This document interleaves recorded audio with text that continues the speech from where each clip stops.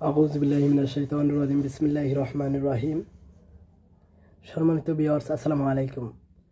আপনাদেরকে রুকায়া তাবিজা চিকিৎসা সেন্টারের পক্ষ থেকে স্বাগতম।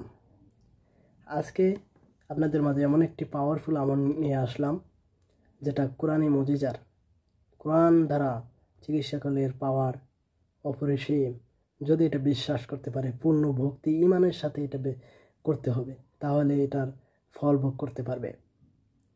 আর কোরআনের মুজিজা, জীবন্ত মুজিজা এক কোরআন, এটাকে অবশ্যই এটা মানতে হবে এবং ভক্তি করতে হবে। বিশ্বাস করতে পারলেই এটার ফল ভোগ করা যাবে। যদি আমার ভক্তি ও বিশ্বাস না হয়, তাহলে আশানুরূপ ফল হবে না। যে আমলটা হলো,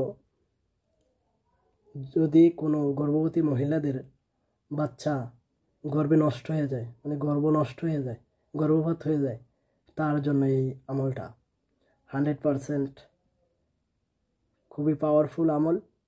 কোরআনের এক আয়াত, সূরা আলে ইমরানের 27 নম্বর আয়াত। যেমন আয়াতটা হলো,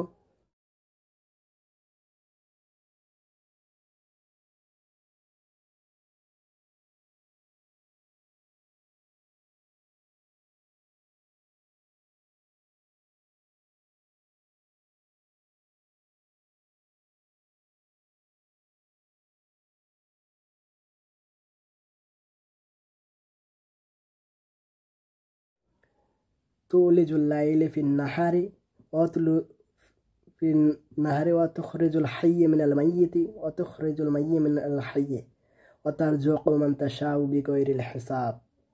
আমি আবার বলতেছি, তুলিজুল লাইলি ফিন নাহারি ওয়া তুলিজুল নাহারা ফিল লাইলি ওয়া তুখরিজুল হাইয়্য মিনাল মাইয়্যিতি ওয়া তুখরিজুল মাইয়্যিতা মিনাল হাইয়্যি ওয়া তারযুকু মান তাশাউ বিগাইরিল হিসাব।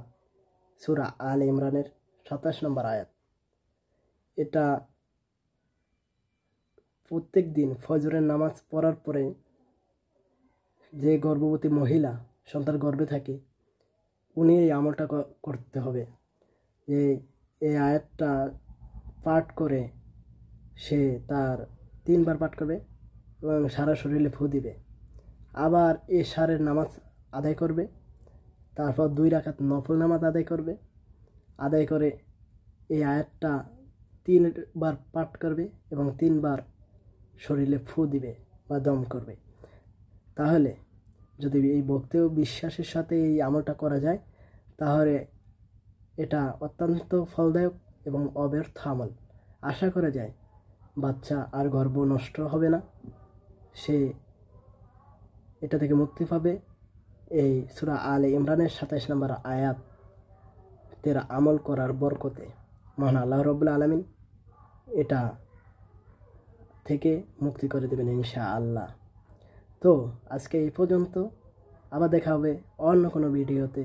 আমার চ্যানেলটাকে আপনারা সাবস্ক্রাইব করবেন। আর আমার চ্যানেলটা হলো রুকায়া তাবিজা চিকিৎসা সেন্টার, এই চ্যানেলের নাম।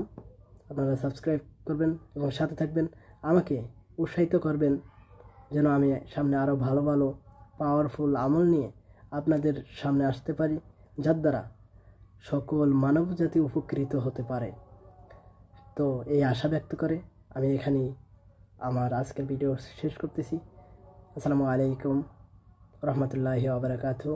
খোদা হাফেজ।